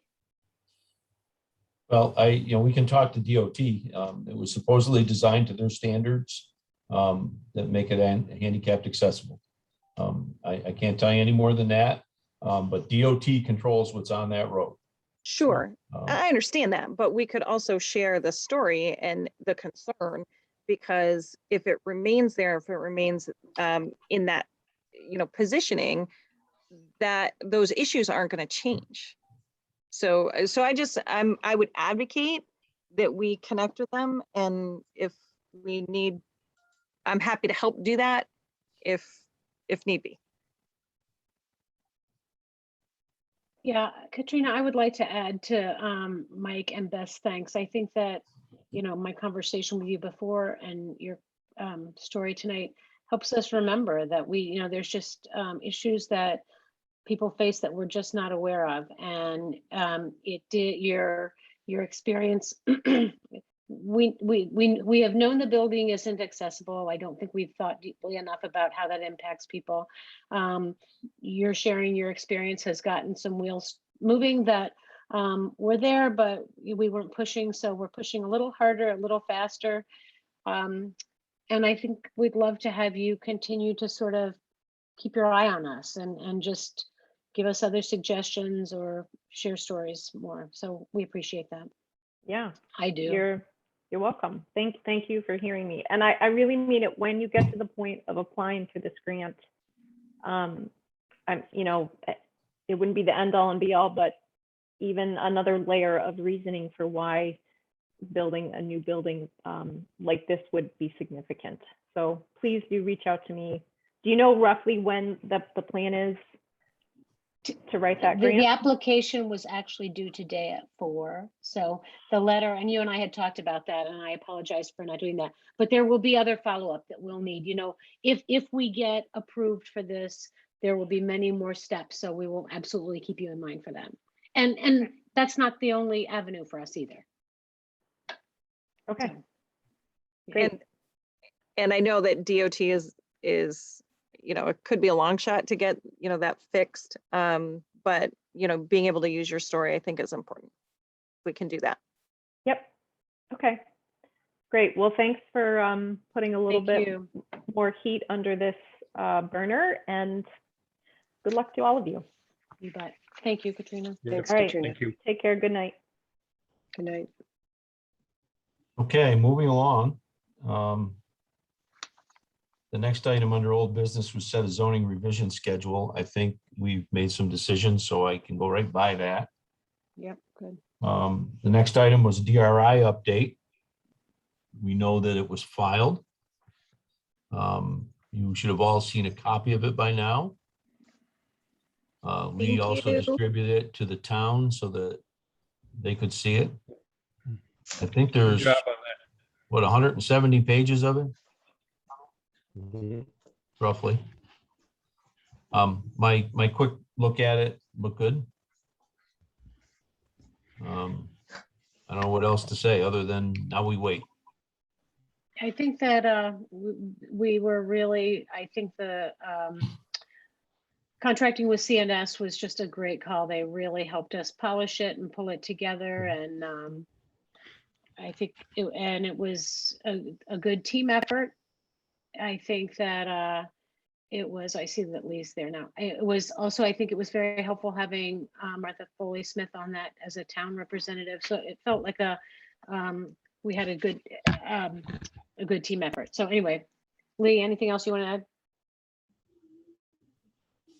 No, just that, I mean, it was great to have CNS. We worked with them a number of times and we're comfortable with them. And it was nice to have them kind of pulling everything together to make the common threads for us.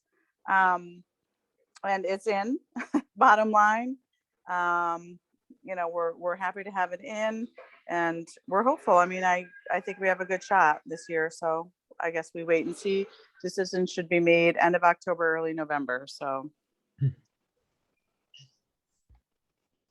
Okay. The next item, I don't know if there's anything to update on the CCA. Klaus, you haven't heard back from her. Not yet. As soon as we hear from Louise, we'll be meeting with her very shortly and taking the next steps, which will be public education, getting something out to all the residents and, for everybody to learn more about CCA. So I expect to hear from her in the next day or two, and I'll share that and we'll be moving ahead real soon.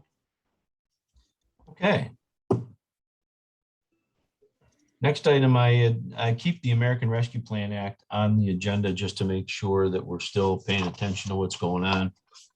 We have done very little planning with this up till now, just because there's been so much on the table.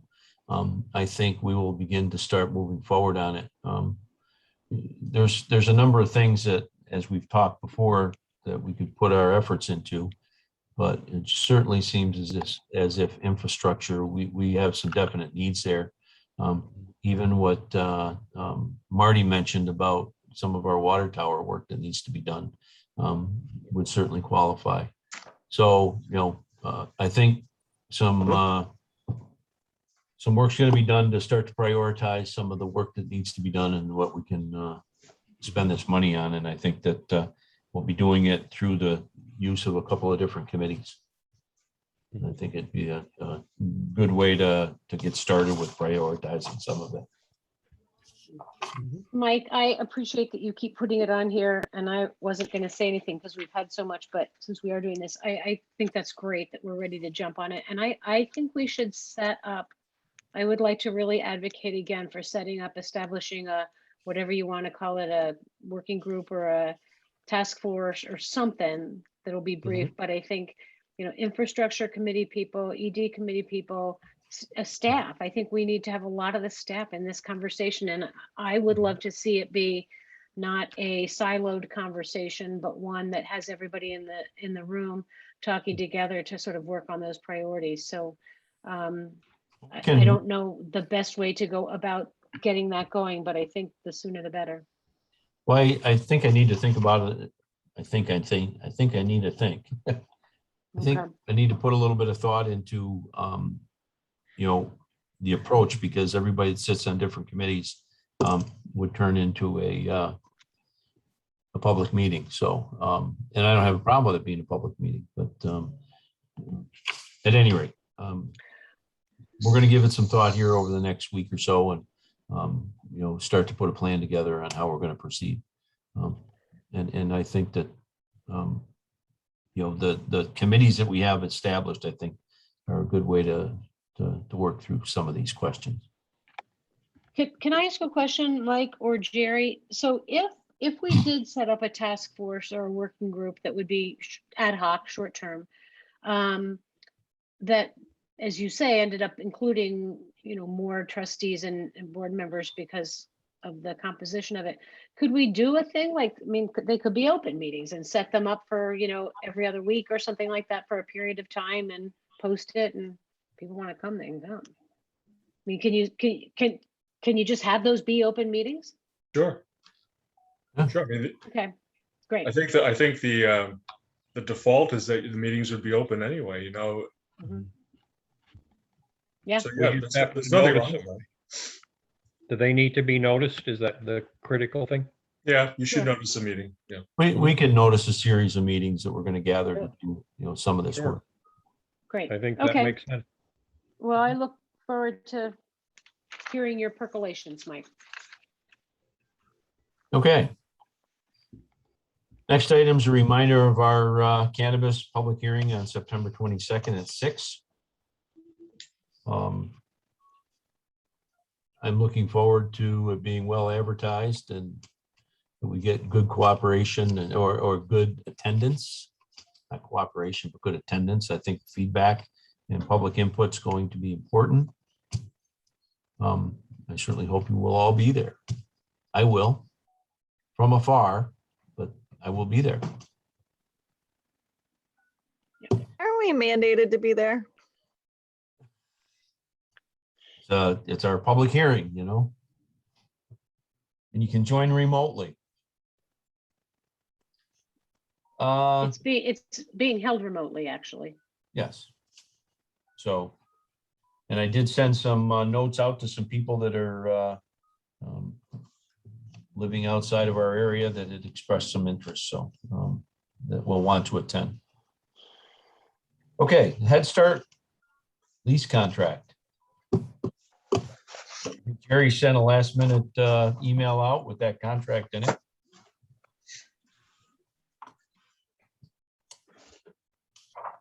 We go through this every couple of years. And Head Start is interested in us moving this to a 5-year contract. I don't necessarily have a problem with it, but it's just really making it longer, right? Yeah. I would like to propose, I make a motion that we adopt the lease. I second that, to educate our kids. For whatever reason, the last contract was a 2-year contract. Right. The one before that was 3 years. I don't remember why they went Combine 'em. backward to 2 years, but I have no idea. I can't provide any guidance on that or any I like back. combining. 5 is good. I think last time it was already a year into the contract, and that's why it was 3. It was 2 Why we instead did of it. 3. That's what I think. that's right. It was 15 to 18, and then a year went by before we actually did anything with it. Yes. Okay, that's right, This is Sally. You're actually right. passed anyway, so. And I'm fine with renewing it, as is. Is there any further discussion?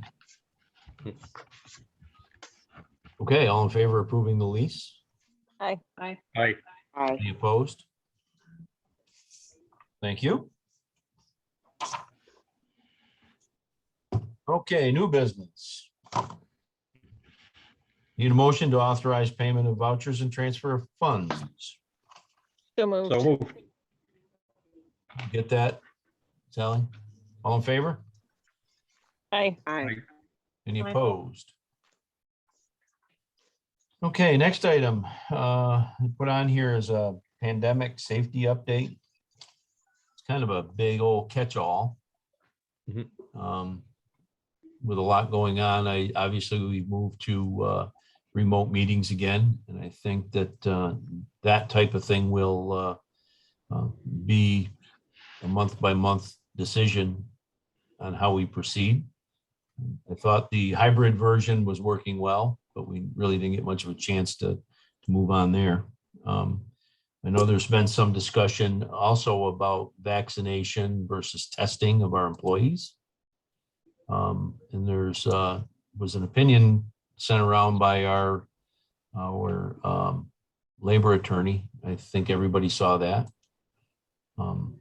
Dealing with some of those issues. I talked to him tonight, and the guidance that we had talked to them about was specifically just going to be about forcing people into a vaccination. If we choose to work towards vaccination or weekly testing, that becomes a little bit different. And we do have the option of moving forward on that without much trouble dealing with our unions. And that was his take on that. On the testing side of things, I've been in contact with the health systems, and if people need testing, they would just have to call, make an appointment, and go and get tested. I am working with the health department on another option, and I had a call into her this week. I have not received a call back. I suspect she's been busy here the past couple of days. So I'm looking at or discussing the option of proceeding with something similar to what's being done for the school districts. And I think that becomes a little bit easier to administer here for us. But there's still some questions about who pays what. And, if somebody has to travel somewhere for a test, do they get paid? So those are some of the questions that need to be answered. I'm sure the unions will have something to say about that. We've been surveying the employees. I'm still missing some information from one work group on percentages, but we're about 100% on management, our board. The police department has gotten better because now there's only 2 officers that are not vaccinated. A couple of dispatchers are not. So, and then in our water and sewer department, it's about 50%. So that's where we're at with numbers. And it's about 40% unvaccinated at DPW, I believe. So. Well, this is a dangerous can to keep kicking. I mean, I think we need to get some answers and make some decisions. I would be very supportive of um, requesting vaccinations, and in the absence of them, weekly testing. And I would like to, like, time's a wasting. I think we should make some decisions about that, get the information we needed. Thank you, Jerry, for the information you shared from your firm. And as soon as you hear from Mike, from the health department, Mike, I'd love to hear what you hear, because I'd like to push this, and I'd like to not wait till October if we can help it. Okay. Making a move like this, if we have the options of, vaccination or testing, I think we can make that as an employer without much discussion. We have to let the unions know what we're up to, and we move forward. But according to Matt, we have the right to request one or the other. Wouldn't be a force to get something that someone may object to, but we can certainly ask that they be tested. And if we're doing it on our time, that takes the burden off of them. Yeah, I support that approach. I have to say that I think, at least for now, I think there might come a time when I would be less enthusiastic about paying for testing and on the taxpayer's dime. At a certain point, that seems problematic to me. But I think for right now, I would definitely support that. Well, I talked with our labor attorney tonight, and that was some of the questions that we talked about, was who pays for what, and I think I have to get a little clearer answers on some of those things. But I think we're going in the right direction, and I think we can, for the time being, we can request testing without any problem, as long as we're paying. Yeah. Yep, I'd be in support of moving ahead with that as quickly as possible. Anything else to talk about in this regard? Could we maybe try to educate some of the people in the DPW and elsewhere that work for the municipality? Is there any incentive in that? We've done our best to talk to these people about the importance of being vaccinated. Okay. They understand that, what they're up against if they get forced to quarantine. And they're going to end up paying out of their accruals. Most of them have all been quarantined once, so they're done. Right. So, and several of them have also managed to get the disease. So, they know what they're up against. They know, what the circumstances are. Their kids have gotten it, everything else. So. All right. I understand. I'll let you know how we make out. Like I said, I have several calls in. I've already talked to both CPH and to the health department. I was waiting for something back from the health department. Okay. All right. Thanks. Next item was discuss and possibly appoint a deputy clerk. Looks like that's not going to happen tonight. An offer was made, and she got cold feet. She thought she'd lose too much time. Sally, you talked to her? I did. I think there was some hesitation, and the longer she thought about it, the more hesitant she became. So we decided that was not a good fit. In the end, we've also Yes. I'm sorry, go ahead. Sorry. No, we have some other avenues. And I can talk to you about those in executive session. Okay, next item is to appoint Bobby Snyder as part-time police dispatcher. That's a part-time substitute for the part-time police dispatchers. There will be some training involved, and then that will be to fill in for the part-timers when they're out, so.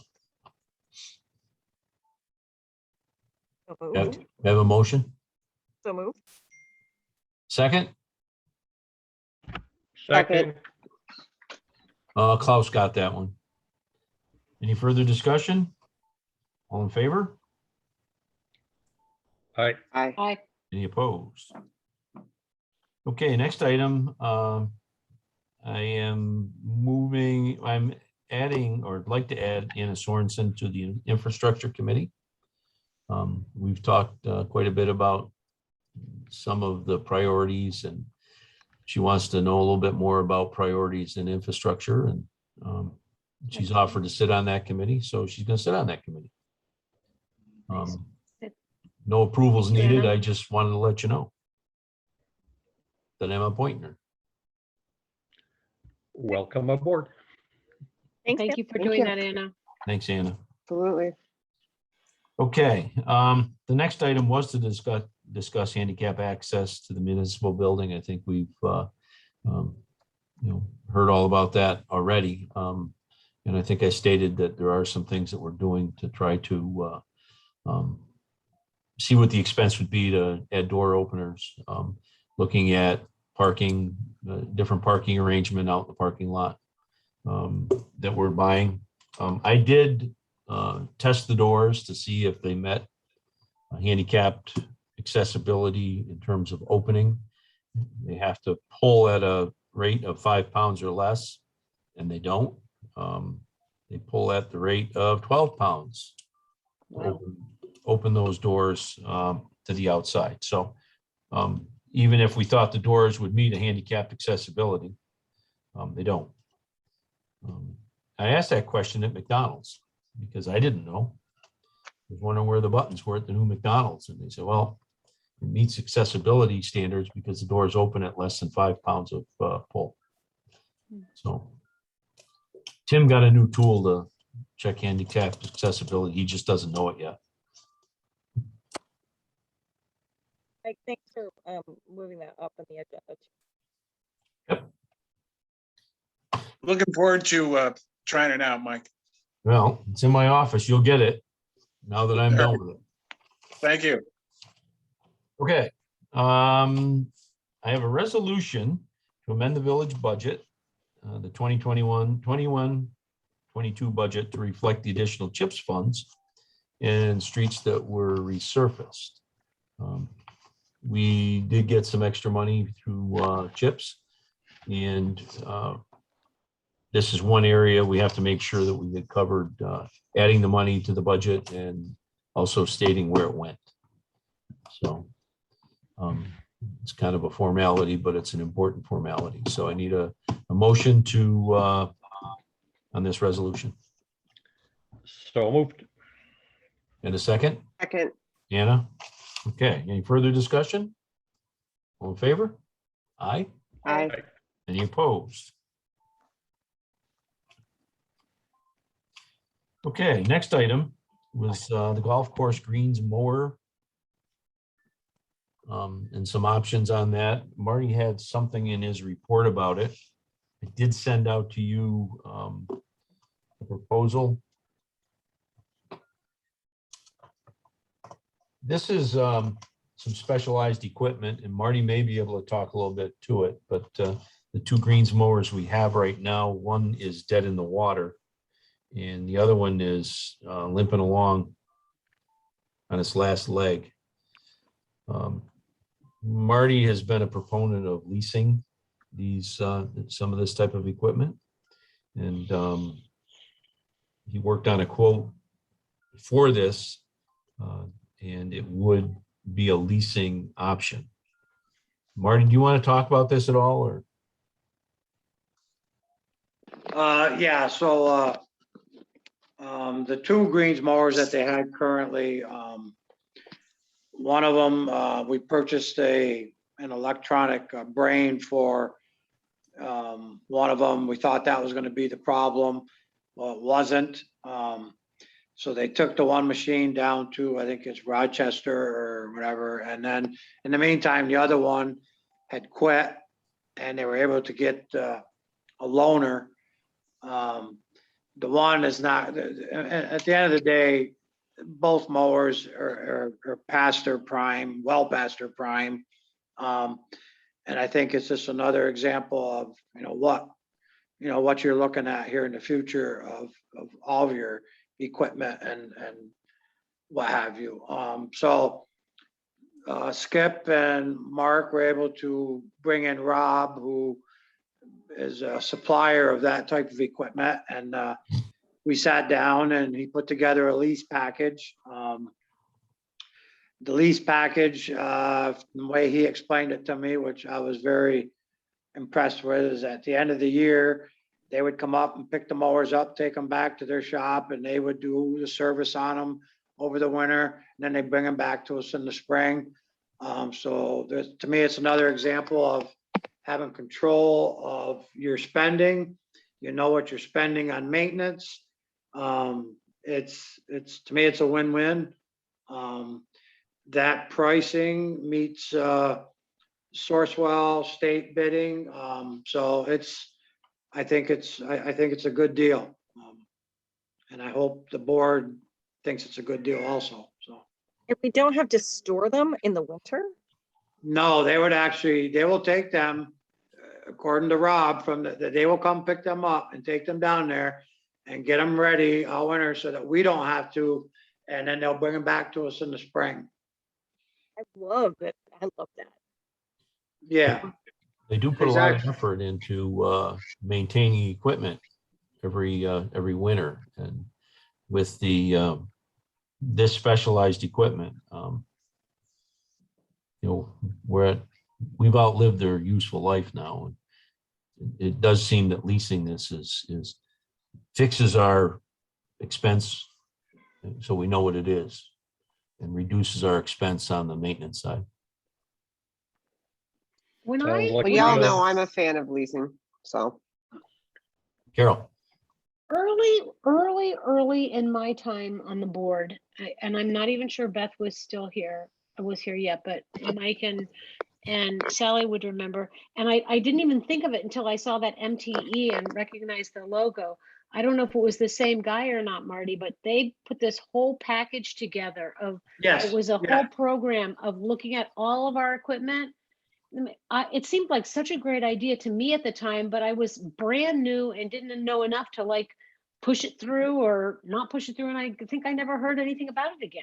Yeah, and so what Rob is gonna do is he's gonna come back up and we're gonna go through all the golf course equipment and what we feel that, is beneficial to lease.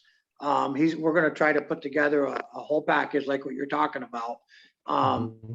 And because, let's face it, what you have over there right now, majority of it shouldn't even be out there. So I think this is a step in the right direction. It's baby steps, but you got to start somewhere. Yeah, I think it's a great idea. Yep. This, the expense on this would be on next year's budget also, so it wouldn't be anything changing on this budget. But we do have to step up and make a move so that we can make sure the equipment is here. Right now, we're having a real problem with getting equipment. Supply what do you supply need? Just chain a- is really ugly. Do we just need approval to, I need approval to to- sign that document. so moved? Second. Second. Okay, all in favor? Aye. Okay, Aye. it will be signed tomorrow. Thanks, Marty. Thank you. Yep, sounds like a good deal. Okay, the next item was we were asked to appoint someone to the CDP Board of Directors. So the email came, I had a heads up that I was going to get an email. Carol kind of gave me a heads up that it was coming. So I put it out on the agenda, for discussion. We've had some questions about the process and why.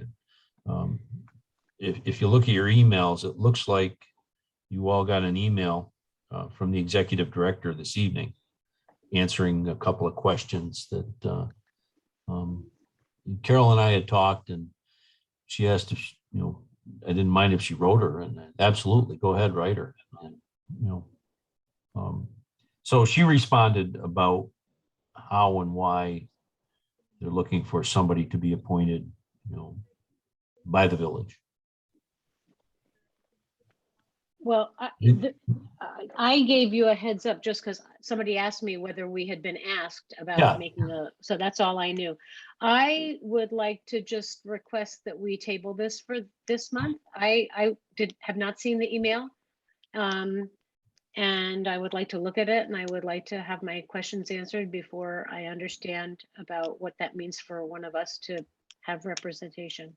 I don't Sure. know. If somebody else wants to do it, you can, but that's how I She feel. wrote, she wrote back at 7:57, so it's in your emails. It popped up on my phone when we're sitting here, so.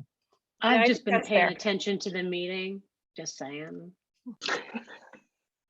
Carol, I agree. I think this can be slated. Right. Okay, there's an approval for fire department membership. Tyler. Rosha. Rosha. Did I get it right? It's Grosha. Grosha? Grosha. Mm-hmm. So moved. Second? Second. He's delightful. He's a St. Lawrence senior, and it will be great. Okay, I've had 2 seconds, so we'll take Beth's. All in favor? Aye. Aye. Aye. Any opposed? Okay, next item. This was added on, acceptance of bids for tree maintenance. This was involved with a grant for tree maintenance. And there were 3, 1, 2, 3. And in the email that was sent out, Arbor Care Tree Service came in at $44,050. TTS came in at $28,255. Paradise Valley Tree Service came in at $27,700. Lee, you're good to go with Paradise Valley? Yeah, it was reviewed by multiple parties. The tree committee, Reverend Mike and Aaron Baragar from the Soil and Water District. He's the forester there, who's been consulting with Mike. The DEC's forester. So they all were in support of awarding the contract to Paradise. Okay, thank you. I need a motion to accept the bids and to award to the low bidder Paradise Valley Tree Service. So moved. Second. Thanks, Beth. All in favor? Aye. Aye. Aye. Any opposed? Okay, and then the last one is a resolution that goes along with the tree maintenance and allowing, we've had to do this for other grants similar to this, so it's resolved that it allows me to sign for and execute anything that has to be done and involved in with this grant, and it's I don't know. Yeah, Lee, so anything moved. else? The only thing, oh, sorry. The only thing is I think we probably want to change the date that it is being passed. Yeah, we'll fix that. I didn't notice that. Thank you. It was probably based on the last one we did, so. Exactly. So this authorizes me to sign the, and execute the proper documents for the grant. Gets that out of the way. I think it's a requirement for the grant to be filed properly or for money to come back to us. We With the trust you change? completely. Mike. With the change that Anna pointed out. Need a motion? I think Carol made the motion. Did she? I didn't even hear it. Is there a second? Second. Second. Okay. All in favor? Aye. Aye. Aye. Any opposed? Okay. Sorry about that. I'm a little confused. And that is the end of our agenda. I need a motion to go into executive session. We Oh, have I'm public, sorry. public comment. Yeah, I forgot. I just was coming back to that. Sorry. Is there any public comment? I have two things just that I want to point out, and I never know when to add these things, so I make them public comment. I would just like, in reading the minutes, I was reminded we really do need to get a housing authority board member. That was on our list of things to remember last time. I would say if people have ideas, thoughts, I really think that group is pulling together and getting some stuff done. If anyone has suggestions, like when you're walking through the grocery store and you see somebody you think would be good, keep it in mind. The other thing, I made some yellow highlights of things I wanted to remember to speak about, and I don't have a lot to say, but even though Toby got off the line, I do want to point out that Monica, it was Monica's recommendation. Complete Streets had asked that their resolution or that the code about Complete Streets be added in the zoning update. And it was Monica's recommendation or view that it doesn't really fit in the zoning section, that it should be its own law on its own. So she and I have been looking at the draft that was presented by the Complete Streets Committee, which was actually, looks like it was just pulled from Messina. And she gave me a couple of others to look at. So I will get with the Complete Streets folks and soon, I just needed to get through today and come up with something, because we'd love to try to keep it on the same timeline with the zoning if we can, so that can all go through at the same time. If we're gonna have to submit stuff for code change, get it going through at the same time. Makes sense. Thanks, Carol. Yep, that's all I have.